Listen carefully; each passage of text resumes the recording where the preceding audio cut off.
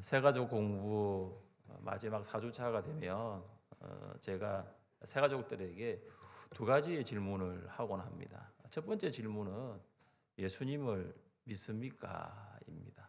예수님을 믿습니까? 두 번째 질문은 조금은 좀 심각한 질문이기는 하나 그래도 이 질문은 꼭 해야 될 것 같아서 두 번째 질문을 합니다. 오늘 밤 이 세상을 떠난다면 천국 갈 확신이 있습니까? 최근에도 제가 어떤 새 가족에게 이 질문을 했습니다. 먼저 예수님을 믿습니까? 그렇게 하니 예수님을 믿는다라고 하더라고요. 그래서 그 다음 질문, 오늘 밤 이 세상을 떠난다면 천국 갈 확신이 있습니까? 그랬는데 대답은 뭐냐면 잘 모르겠다고 하시더라고요. 예수님을 믿는데 천국 갈 확신이 없습니다. 여러분, 천국은 어떻게 갑니까? 믿음으로 가잖아요. 그죠? 천국 믿음으로 가지 않습니까? 예수님을 믿으면 천국을 갑니다. 그런데 예수님을 믿는데 천국을 갈지 잘 모르겠다고 대답한 것입니다. 이 세 가족은 예수님을 믿기는 한데 그래도 천국 가려고 하면 행위가 있어야 되지 않느냐. 좀 뭔가 행위가 있어야 되지 않느냐. 그렇게 생각을 한 것입니다. 여러분, 이것이 세 가족만의 대답일까요? 많은 성도들이 천국에 가는 것을 믿음이 아니라 행위로 생각할 때가 있습니다. 언제입니까? 지금의 내 신앙생활 하는 거 보면 이거는 천국 갈 정도가 아니라는 거야. 요즘 같은 내 신앙을 보면 이 상태로는 내가 천국 갈 수 없다고 생각하는 것입니다. 우리가 왜 이런 생각을 하면서 살아가고 있습니까? 사도 바울은 로마서 1장 18절부터 3장 20절까지 사람의 보편적인 악함을 말합니다. 3장 10절 이하에는 인간의 죄와 반역이 보편적인 것임을 보이기 위해서 바울은 몇 가지 단어를 반복적으로 사용하는데 그 중에 하나도라는 단어가 있고 또는 모두라는 단어가 있습니다. 자, 우리 말씀을 같이 한번 읽어보겠습니다. 기록된 바 의인은 없나니 하나도 없으며 깨닫는 자도 없고 하나님을 찾는 자도 없고 다 치우쳐 함께 무익하게 되고 선을 행하는 자는 없나니 하나도 없도다. 아멘. 하나도 모두가 계속 반복이 됩니다. 인간은 하나님의 진리를 깨닫지 못합니다. 영적으로 무지합니다. 인간은 하나님을 찾으려고 하지 않습니다. 인간은 그래서 잘못된 방향으로 가고 있습니다. 인간은 하나님의 기준에서 선을 행하지 않습니다. 하나님을 의존하지 않을 뿐만 아니라 하나님께 영광을 돌리지 않습니다. 2025 고난주간 특별 새벽 기도회를 하나님께서 은혜를 주셔서 잘 마쳤습니다. 피곤한 육체를 가지고 새벽을 깨워 또 기도회에 오신 우리 성도님들께 감사를 드립니다. 특세 첫날 여기 강단에 딱 섰는데 저는 제 눈을 의심했습니다. 성도들이 너무 많이 온 것이 아니고 너무 적게 왔습니다. 제가 목양실에 가가지고 제가 2017년도부터 고난주간 특세 인원을 한번 봤는데요.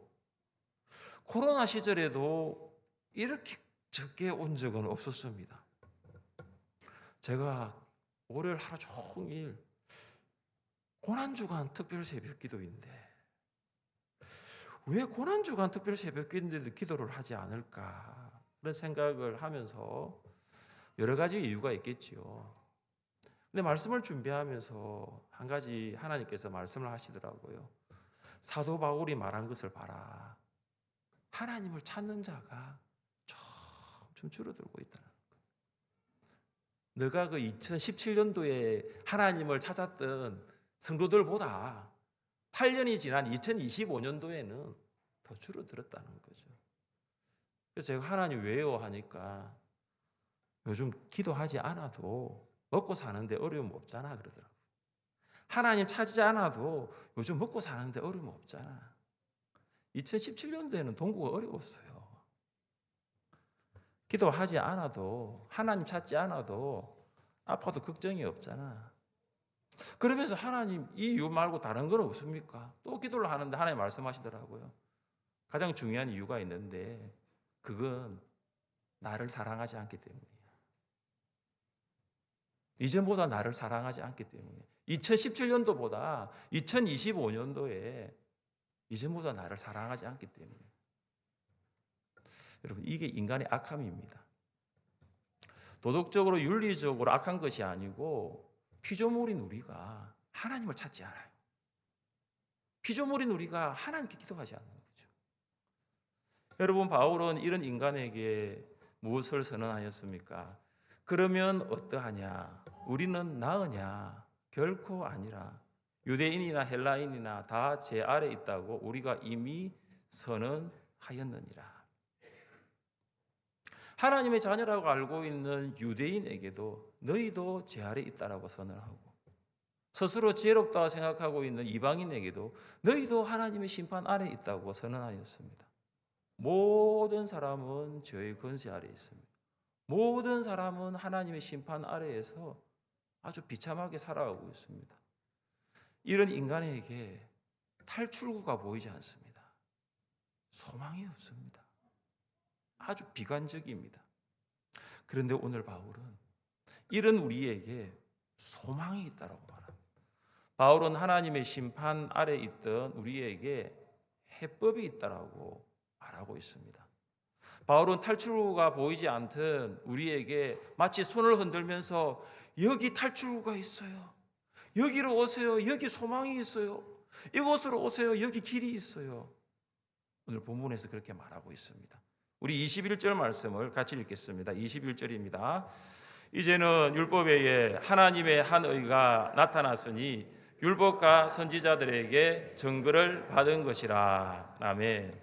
여기 이제는이라는 단어가 있습니다. 여러분 이제는이라는 단어 앞에 생략된 것이 그러나입니다. 그러니까 1장 18절부터 3장 20절까지는 인간의 보편적인 악함을 이야기하면서 모든 사람이 하나님의 심판 아래 있다고 말을 했고요. 21절에서 그러나 이제는 모든 사람이 죄인으로 하나님의 심판 아래에 놓여 있어 소망이 없는데 그러나 이제는 하나님의 한 의가 나타났다고 바울이 말하고 있는 것입니다. 바울은 로마서 1장 17절에서 하나님의 의를 언급한 적이 있습니다. 복음에는 하나님의 의가 나타나서 믿음으로 믿음에 이르게 하나니 기록된 바 오직 의인은 믿음으로 말미암아 살리라 함과 같으니라. 사람이 의롭게 되는 방법은 율법을 지키는 것입니다. 그러나 율법을 지킴으로 의롭게 된 사람은 아무도 없습니다. 한 사람도 없습니다. 오히려 율법을 지키려고 하면 할수록 더 연약하고 무능한 인간의 모습을 보고 나는 정말로 하나님의 심판 아래 있다라는 것을 절실히 깨닫습니다. 하나님께서는 이런 우리에게 하나님의 의를 선물로 주십니다. 하나님의 의는 차별이 없습니다. 소망이 없는 우리 모두에게 소망의 빛을 비추어 주십니다. 심판 아래에 살고 있는 우리에게 구원을 주십니다. 사랑하는 성도 여러분, 여러분은 이 차별이 없는 하나님의 의를 선물로 받으셨습니까? 여러분은 차별이 없는 하나님의 의를 받기를 원하십니까? 어떻게 하면 차별이 없는 하나님의 의를 받을 수 있을까요? 첫째, 예수님을 믿음으로 차별이 없는 하나님의 의를 받을 수가 있습니다. 22절입니다. 곧 예수 그리스도를 믿음으로 말미암아 모든 믿는 자에게 미치는 하나님의 의니 차별이 없느니라. 하나님의 의는 예수 그리스도를 믿는 믿음을 통하여 옵니다.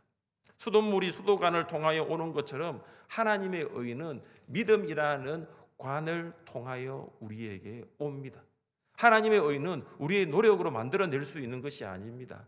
하나님의 의는 율법의 행위가 아니라 예수 그리스도를 믿음으로 주어집니다. 하나님의 의는 모든 믿는 자에게 주십니다. 모든 사람이 차별 없이 죄로 인해 하나님의 심판 아래 있습니다. 그런데 하나님은 모든 사람에게 차별 없이 하나님의 의를 주시기를 원하십니다. 하나님의 의는 모든 사람에게 차별이 없습니다.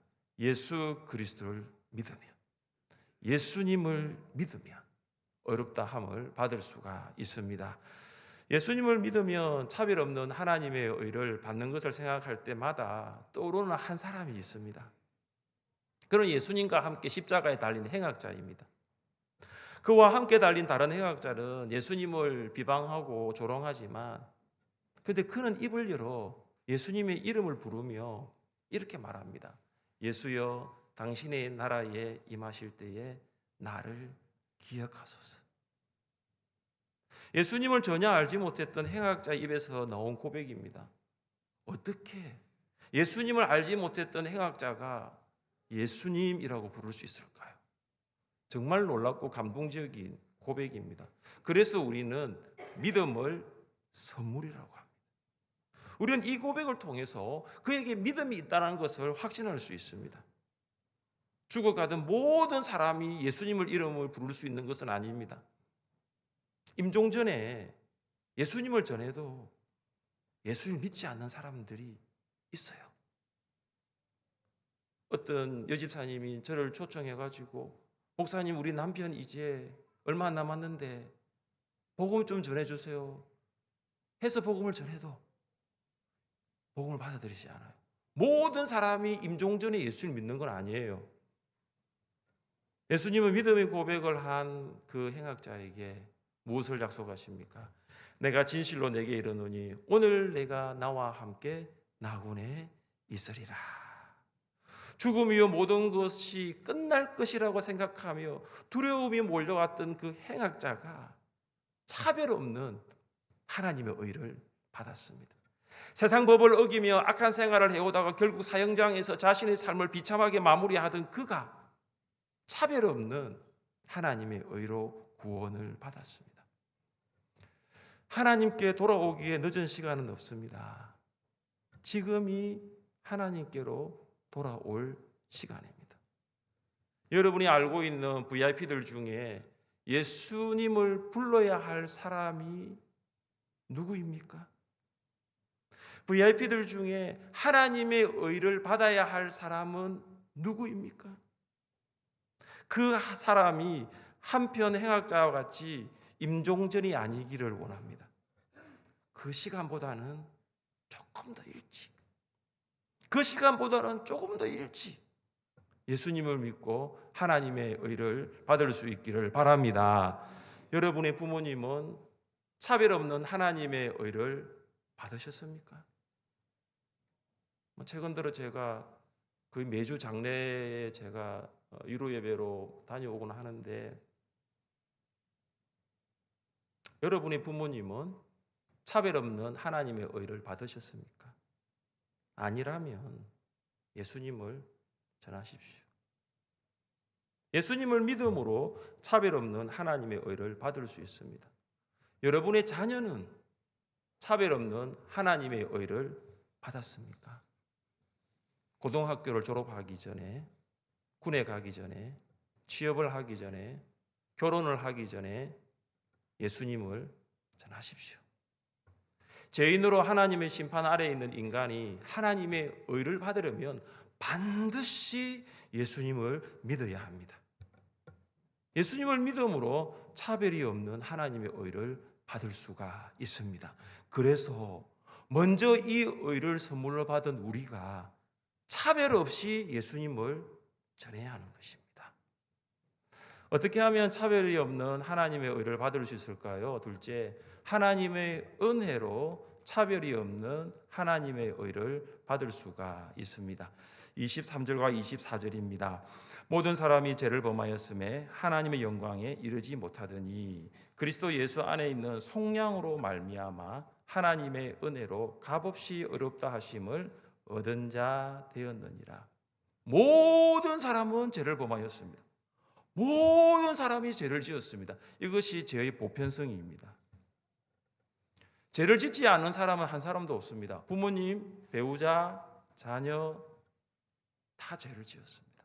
직장 상사, 직장 동료, 지인들 다 죄를 지었어요. 기업가, 근로자, 교사, 학생, 공무원, 연예인, 정치인, 군인 의료인, 모든 사람 다 죄를 지었습니다.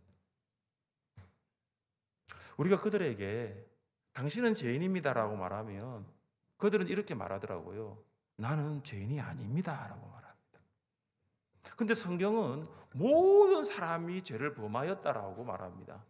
죄의 보편성은 진리입니다. 그들이 동의하지 않아도 모든 사람은 죄인입니다. 죄의 결과가 모든 사람이 죄인임을 증명합니다. 죄인은 하나님의 영광에 이르지 못하기 때문입니다. 하나님의 영광에 이르지 못한다는 것은 하나님의 영광에 참여하지 못한다는 것입니다. 태초에 사람은 하나님의 영광에 참여하도록 창조되었습니다. 그런데 사람이 죄를 지은 결과 하나님의 영광에 참여하지 못했습니다. 여기 영광은 다른 말로 임재입니다. 임재. 아담은 하나님의 영광을 위해 창조되었지만 그가 죄를 지었을 때에 하나님의 임재로부터 멀어졌습니다. 하나님의 영광과 무관한 삶을 살았습니다. 하나님께서는 죄인이 다시 하나님의 영광을 위해 살아가도록 하셨습니다. 이것이 하나님의 의입니다. 바울은 죄인이 어떻게 하나님의 의를 받을 수 있다고 말하고 있습니까? 그리스도 예수 안에 있는 속량으로 말미암아 하나님의 은혜로 값없이. 여기 속량은 노예 시장에서 사용하던 상업용으로 속전을 지불하고 노예를 사서 해방시키는 행위입니다. 그리스도 예수 안에 있는 속량은 하나님께서 죄의 노예로 살던 인간을 예수 그리스도의 피로 사서 해방시켰습니다.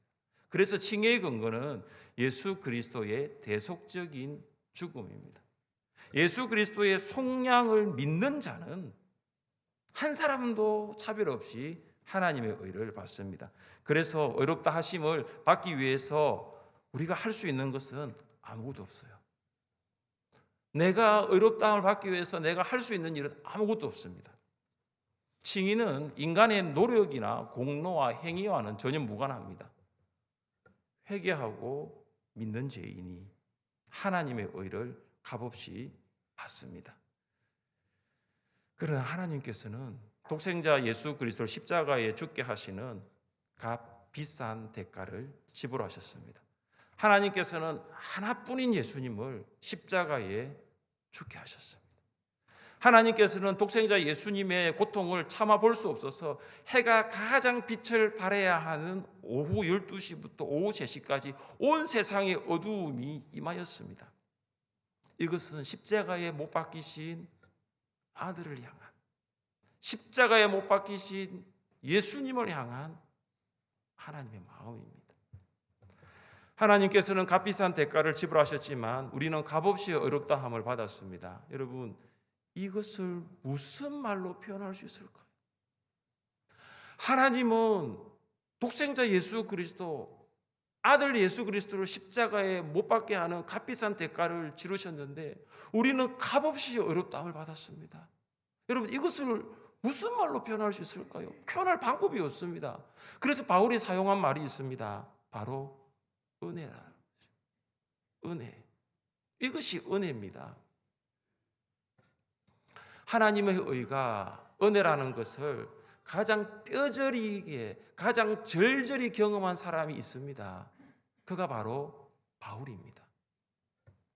지난날 바울의 행위를 보면 그는 의롭다함을 받을 수가 없습니다. 교회를 잠멸했습니다. 성도들을 끌어다가 옥에 넘겼습니다. 초대 교회를 초토화시킨 장본인입니다. 예수님은 그런 바울을 찾아오셔서 만나주시고 의인으로 인정해 주셨습니다. 의인이 될 수 없는 죄인을 의인으로 인정해 주신 것입니다. 어려운 데가 하나도 없는 바울을 일방적으로 의인으로 인정해 주신 것입니다. 이것이 뭡니까? 값없이 의롭다 하심을 받은 것입니다. 하나님의 은혜로 값없이 의롭다함을 받은 바울이 편지를 보낼 때마다, 그가 교회에 편지를 보낼 때마다, 그가 디모데에게 편지를 보낼 때마다 항상 빠뜨리지 않았던 단어가 있습니다. 그것이 바로 은혜입니다. 바울은 에베소 교회 성도들에게도 이렇게 편지를 보냈습니다. 우리 같이 한번 읽어보겠습니다. 너희는 그 은혜에 의하여 믿음으로 말미암아 구원을 받았으니 이것은 너에게서 난 것이 아니요 하나님의 선물이라. 이는 누구든지 자랑하지 못하게 함이라. 아멘. 바울은, 에베소 교회 성도들은 값없이 베푸시는 하나님의 은혜를 받았습니다. 하나님의 의를 받을 자격이 전혀 없는데 하나님의 의를 받은 것입니다. 여러분, 우리도 마찬가지 아닙니까? 우리도 하나님의 의를 받을 수 있는 자격이 있었습니까? 우리는 값없이 은혜로 의롭다함을 받았습니다. 이것을 가장 잘 보여주는 비유가 마태복음 20장에 나와 있는 포도원 주인의 비유입니다. 포도원 주인은 오후 5시에 들어가 1시간만 일한 사람에게도 한 데나리온의 품삯을 줍니다. 하루 종일 일해야 받을 수 있는 한 데나리온, 일한 것과 관계없이 1시간 일해도 일한 것과 관계없이 한 데나리온을 준 것입니다. 사랑하는 성도 여러분, 값없이 은혜로 의롭다 하신 하나님을 찬양할 수 있기를 바랍니다. 값없이 은혜로 의롭다고 선언하신 하나님을 예배할 수 있기를 바랍니다. 우리가 이 자리에 있는 것도 하나님의 은혜입니다. 찬양대 여러분, 여러분이 오늘 이 자리에 서서 주님을 찬양하게 된 것도 하나님의 은혜입니다. 봉사자 여러분, 여러분이 주일 봉사의 자리에서 봉사할 수 있는 것 하나님의 은혜라는 것을 여러분 아십니까? 하나님께서 여러분을 의롭다고 인정하셨으니 누가 여러분을 죄인이라고 비난하겠습니까? 하나님께서 여러분을 의롭다고 인정하셨으니 누가 여러분을 죄인이라고 정죄하겠습니까? 여러분을 비난하거나 여러분을 정죄할 사람은 아무도 없습니다. 누가 능히 하나님께서 택하신 자들을 고발하리요? 의롭다 하신 이는 하나님이시니 누가 정죄하리요? 죽으실 뿐 아니라 다시 살아나신 이는 그리스도 예수시니 그는 하나님 우편에 계신 자요 우리를 위하여 간구하시는 자시니라. 할렐루야. 하나님의 은혜로 값없이 의롭다 하심을 받은 것을 감사하십시오. 은혜에 대한 감사가 메마르지 않도록 하십시오. 값없이 의롭다 하심을 받은 은혜를 늘 기억하십시오. 찬양하며 사십시오. 예배하며 사시기를 주님의 이름으로 축복합니다. 어떻게 하면 차별이 없는 하나님의 의를 받을 수 있을까요? 셋째, 하나님께서 길이 참으심으로 차별이 없는 하나님의 의를 받을 수 있습니다. 25절 말씀을 함께 읽겠습니다. 25절입니다. 이 예수를 하나님이 그의 피로서 믿음으로 말미암는 화목제물로 세우셨으니 이는 하나님께서 길이 참으시는 중에 전에 지은 죄를 간과하심으로 자기의 어려우심을 나타내려 하심이니. 아멘. 25절에서 가장 중요한 단어가 화목제물입니다. 여러분, 이 화목제물을 알려고 하면은 히브리서 9장 5절에 보면 속죄소가 나오는데 그 화목, 로마서 지금 방금 읽었던 3장 25절의 화목제물과 히브리서 9장 5절의 속죄소가 같은 단어입니다. 히브리서 9장 5절입니다. 그 위에 속죄소를 덮는 영광의 그룹들이 있으니 이것들에 관하여는 이제 낱낱이 말할 수 없노라. 그리고 속죄소가 뭔지 아시죠? 속죄소가 뭔지 아시죠? 성경대학에서 아마 배우셨을 거예요. 성막의 지성소에 보면 언약궤가 있잖아요, 그죠? 언약궤를 덮는 덮개, 이게 속죄소거든요.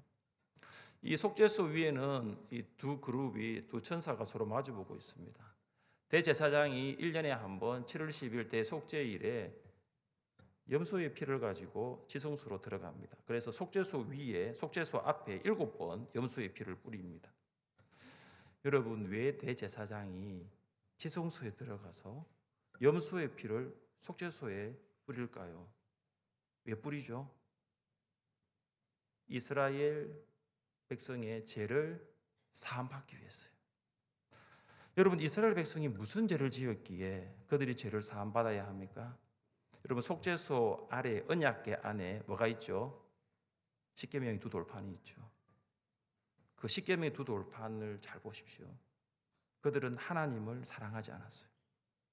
이스라엘 백성은 세상의 돈을 사랑하고 세상의 명예를 사랑하고 자신을 사랑했습니다. 그들은 하나님만을 예배하지 않았습니다. 우상을 만들었습니다. 그들은 부모를 공경하지 않았습니다. 살인했습니다. 간음했습니다. 도둑질했습니다. 죄의 결과는 죽음입니다. 죄를 지은 이스라엘 백성이 마땅히 죽어야 하는데 염소가 대신 죽은 거예요. 그들의 피가 뿌려져야 하는데 염소의 피가 속죄소에 뿌려진 것입니다. 염소의 피가 하나님과 이스라엘 백성과의 관계를 화목하게 만듭니다. 그런데 문제는 이 짐승의 피가 하나님과 이스라엘 백성을 영원히 화목하게는 할 수 없습니다. 영원히 화목하게는 할 수 없어요. 하나님께서 예수님을 십자가에 죽게 하시고 그 피로 하나님과 우리를 화목하게 하신 것입니다. 예수님이 나의 죄를 위하여 십자가에 죽으신 것을 믿으면 의롭다 하시 하나님의 의를 받을 수가 있습니다. 여러분 읽은 25절 말씀을 잘 보시면 예수님이 십자가에 죽으신 것과 하나님의 의를 받은 것 사이에 굉장히 중요한 표현이 한 가지가 있습니다. 뭐죠? 하나님께서 길이 참으시는 중 이게 있어요. 예수님이 죽으신 것과 그리고 하나님의 의를 받는 사이에 굉장히 중요한 거 하나님께서 길이 참으시는 중 이게 있어요. 하나님께서 이스라엘 백성들을 길이 참으셨습니다. 그래서 그들이 구원을 받을 수가 있었습니다. 동일합니다.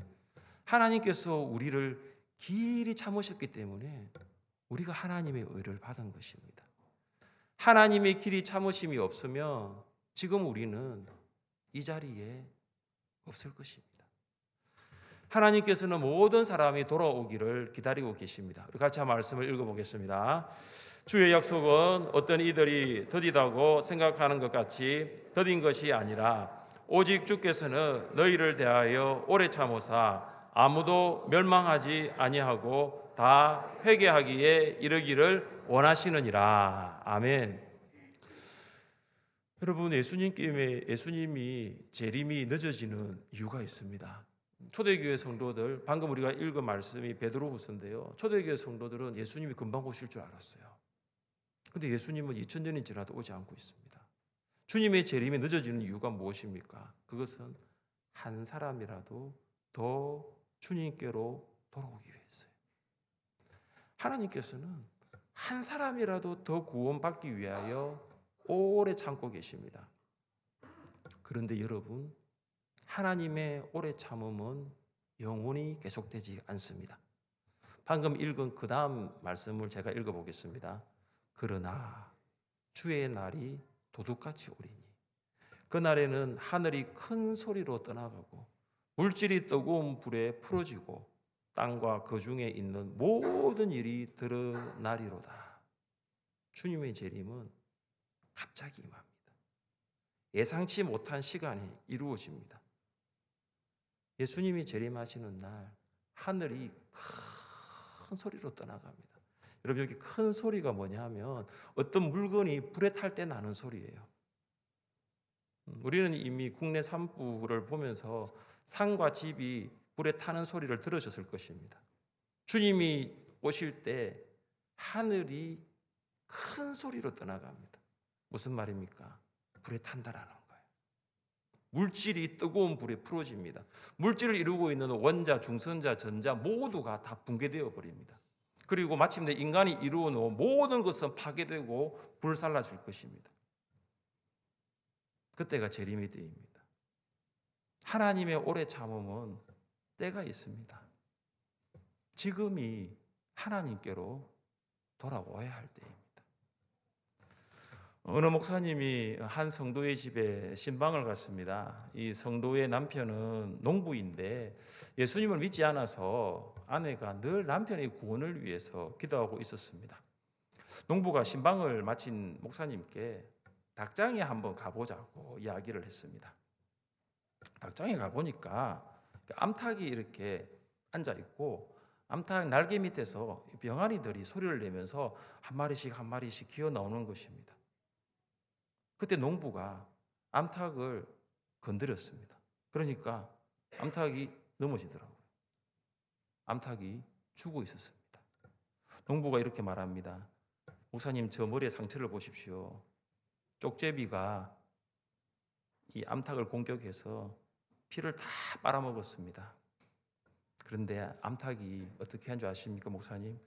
새끼들이 쪽제비에게 잡혀 먹을까 싶어서 암탉이 꼼짝도 하지 않고 쪽제비가 머리에 피를 다 빨아먹고 있는데 이 암탉이 새끼들을 보호하려고 새끼들을 품고 그 자리에서 죽어버린 것입니다. 그때 목사님 농부에게 이렇게 말했습니다. 암탉이 쪽제비에게 물려 죽어가는 순간에도 새끼들을 날개 아래 보호했다는 것이지요. 예, 목사님. 예수님이 우리를 구원하시기 위해서 십자가에서 모든 고통을 참으셨습니다. 그때 군중들은 십자가에서 내려와서 구원하라라고 말했지만 예수님은 십자가에서 내려오지 않으셨습니다. 만약 예수님이 십자가에서 내려오셨다면 당신과 나는 이미 멸망받았을 것입니다. 예수님은 당신과 나를 구원하기 위하여 십자가에서 죽으셨습니다. 이야기를 듣고 농부가 그 자리에서 예수님을 영접했다고 합니다. 여러분, 이것이 십자가로 나타난 하나님의 사랑이에요. 십자가에서 나타난 하나님의 사랑이에요. 하나님께서는 독생자 예수 그리스도를 십자가에 달려 돌아가게 하실 정도로 우리를 사랑하셨어요. 예수 그리스도를 믿음으로 하나님의 차별 없는 의를 받으시기를 바랍니다. 하나님의 은혜로 값없이 차별 없는 하나님의 의를 받으십시오. 하나님의 길이 참으심으로 차별 없는 하나님의 의를 받으십시오. 날마다 십자가 앞에 하나님의 의를 받은 성도로서 살아갈 수 있기를 주님의 이름으로 축복합니다. 우리 자리에 일어나셔서 함께 찬양하겠습니다.